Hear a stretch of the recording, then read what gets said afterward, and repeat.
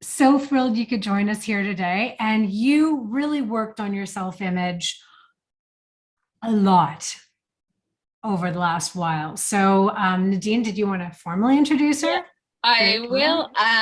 Verna and I go way back, and Verna is a content creator, a crafter, a big-hearted person who has just made massive change in her life using the Kickstartology program. And oh, are you going to I'm change? spotlighting Oh, her. okay. It's a big deal. There you are. Verna, tell us in like 3 sentences, tops of the waves, like where you were when you started Kickstartology and where you are now. Oh gosh, this is so fun. Also, I'm so excited to be here, and it's so nice to see everybody that's on this call. Like, hi, love meeting people. So where I started was like I had just I'm a contractor right now. I had just like gone through an entire series of interviews and tests to become full time at the place where I'm at, and I failed. And I know everybody at work even is always like, don't think of it as failing. It's like, no, I didn't get the job. I failed. It's all good. But what happened was my confidence was absolutely completely shattered. And I had no way, I did not know what was causing it or how to get it back up. And I was at the point where it was like this whole dust off and stand up thing. I don't know how to do that. So yes, that is a bird in the background. I've got to close my cage. Sorry. No, it's okay. I didn't mean to distract you. All good. I usually go on mute when he's chippy, but today I missed that. Anyway, so that's where I was when I joined. Yes, and then you had, I think you were clarifying, what you wanted, and you went Yeah. through a lot of, almost there, like almost the job equivalent of always the bridesmaid, never the bride kind of situations that were stressing you out. Absolutely. Yeah. Yeah. I really didn't know what was wrong. And I recognized that I was making all the same mistakes over and over. And I knew that I had to change something, but I didn't know where to start. And that's when I reached out to you, Nadine, and then talked with both you and Stephanie and realized that obviously it's something from within and I need to figure that out. And I think at the time, I focused on the lack of confidence because I figured that was the place to start. And like you guys are great. You asked me a lot of questions to figure out if you could help me. And at one point I was actually worried that you weren't going to let me in the program because it might not help me. And I was like, someone's got to help me. But it totally did. I love that. Yeah, fit is important both like Yeah. from our perspective and from yours. And we're always looking for people who are ready to do the work. So Yeah. maybe talk a bit to the work and like for people who are like, oh, is that going to be a lot of work to change? And how much energy it was to stay stuck where you were versus the energy you decided to spend to make the change. I mean, it didn't feel like a lot of work, I'll be honest. I mean, 15 to 20 minutes a day, I think is like the bottom rung of how much work you can put into this to get anything out of it. And I can't quantify how much time a day I spend thinking about this stuff now because it just sort of it is really starting to come naturally. But I would say that like you can join this program at any time and start at any time, but I got really lucky because I think I started right before lesson 1 and it all just organically came through and all of the steps. Like if you're just sort of following the steps and look, I didn't know what I was looking for out of this to a certain degree. So a couple of the steps you kind of go, okay, I can do that. I can do that. I can do that. And you're not necessarily deeply engaged at that point. You're just going through the lessons and figuring it all out. And then once it all starts to click, you're like, oh, wait, whoa, I did that. I thought that. I changed that. I have consciously put steps in order to make this happen. And it becomes easier to actually pat yourself on the back too, because you can see the work that you've done. And it doesn't feel like work. It just feels like I'm just putting things into a different order now. And it's coming together the right way. I love that. Well, we were just talking about self-image. You mentioned confidence. Talk a bit about that journey, that change, the, of going from feeling a lack of self-confidence to where you are today? Yeah, I didn't, like I said, I didn't know what I was doing that was resulting in the wrong outcomes. And I didn't know how to build my confidence back up. And I believe, looking back, I mean, hindsight is so great, isn't it? But I believe looking back that I wasn't properly listening to that inner voice. So I would, and I wasn't believing my inner voice. So if my inner voice was saying, no, don't say that out loud, that was easy to listen to. But if my inner voice was saying, no, you got this right, say it, I wasn't listening to that. And so in meetings and peer reviews and work situations where I was thinking that I was adding value, I was holding myself back and I wasn't listening to my voice. So now I sit back, I breathe, and I collect data. And in this case specifically, it was looking at all of the different people around me who were doing the same job and realizing I was about to say what he just said. I was about to say what she just said, and making notes of that and understanding, wait a minute, I do know my shit. Like, this isn't, I think I get this. And then being vulnerable enough to put myself out there and allow myself to fail so that I could learn from it. I think there's like, putting yourself out there and failing can be really scary. But if you're doing it purposefully, because like I knew that I could fail here, but I'm going to learn something from that failure, that totally helped. Right. That's a big one. So what were you making failure mean about you before? Oh, wow. That's a great question. I mean, to a certain degree, there was a part of me that was, my failures resulted in me thinking, I can't do this job. I don't know what I'm doing. I can't move forward. I thought I could, but I don't think I can. And then once I started really purposefully listening to my inner voice and really getting curious, I mean, curiosity is everything. And it helps me tear apart a situation and go, why am I feeling this way? Why am I really feeling this way? How should I be feeling about this? Why am I feeling that way?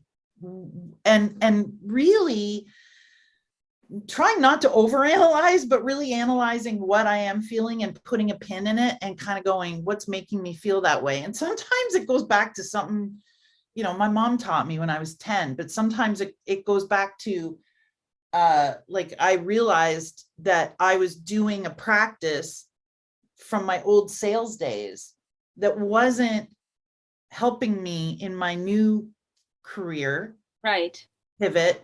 And I was able to tear that apart and put new emotions to it and actually put new learnings to that. I love it. I love that so much. So tell them about what you're about to start. And wait, I want to stop. Actually, I want to interrupt because I want to, on the way there. Yeah. We're going to get into mindset about things after this, Verna. And one of my favorite wins, like I get so excited when clients text me their wins and stuff. And I'm always like, yes, I'll be in the middle of Loblaws. And I'm like, wow. And I get super excited. And sometimes they're really weird and very much in context. So if I told someone else, they'd be like, what? And Verna, one of my favorite wins from you was like, I didn't get the job, but guess what? I managed my mind and I'm fine with it. Yeah. And I know that if I didn't get this, I'm getting something better. And because before, one of the things we were escaping is if you were disappointed, you'd kind of spiral, shame, self-doubt, asshole to yourself, and you'd lose time, you'd lose energy, you felt worse. And then that made applying scarier. And like everything was so, your inner drama queen was coming out. And you did the work before so that you were like, I really want this, because that whole like, don't get your hopes up bullshit. I'm sorry. Even when people say I don't get their hopes up, they still get disappointed if they don't get it. Plus, like there's so many reasons it's bad. We don't have time to get into that. But you were like, I really want this, but if I don't, it's going to be fine. I'll be disappointed and then I'm going to be awesome. And you did that. And that was one of your wins. You're like, didn't get it, feeling good. Totally. And I was probably an internal naysayer to that whole, you can fail and be okay with it thinking, because another thing about me is I'm very much a manifester. So I do actively work to manifest things to happen. So if I really want a gig, if I really want a job I'm interviewing for, I imagine myself working with those people that I just met. I imagine myself, You go all in. like, oh, I am so all in. And it is really hard to de-invest myself from that if I don't get it. And Sorry, you mean in the past it was? Ah, good catch. yeah, and look, I'm not gonna lie. I mean, there was one gig that I didn't get that I probably cried for a day Yeah. over it, right? It Yeah. still happens. You're not a robot is what you're. Yeah, but Which is not the goal of the program. We don't want to and turn I people into also robots. this time around did not dump all over myself because of it, right? So I am Yeah. changing those things, but what Kickstartology really nailed for me. This totally sounds like I'm selling it, and I kind of am, but I like, but what We'll pay you really, after. like, you already have. I mean, my God, like what I didn't realize that I needed that came through was that way to objectively be present in a situation. So in an interview, I'm meeting with these people, I'm talking with people, I'm doing a test, or I'm writing something. And I'll be open about it. This time it was with Facebook, and they're like, in content design, that's one of the top places where you can work, or that's perceived to be the top places you can work. And I interviewed with them twice, and the people I met were fantastic, and the test seemed really great. And I did it the first time and I failed. Really didn't care because I wasn't 100% sure I wanted to work there. Second time around, I got another chance at it. And I think I was on the phone with Nadine after the fact, and I was like, I killed it. I totally killed this. I actually envisioned turning them down. Like, I thought they were going to come at me and go, we really loved this. We really want to go to the next step. And I'd be like, okay, but I don't want this job. And at the end of the day, they came back and they turned me down. And I was just like, wait, what? You turned me down? Like, what? And when I looked at the reason why, again, I objectively knew through the whole process that I just don't think that it's the right fit. And sure enough, for the reason they turned me down, I thought, I don't think I would ever be successful there. So it's, again, it's taking that time to ask the right questions, to be engaged at present, to really be present. And then also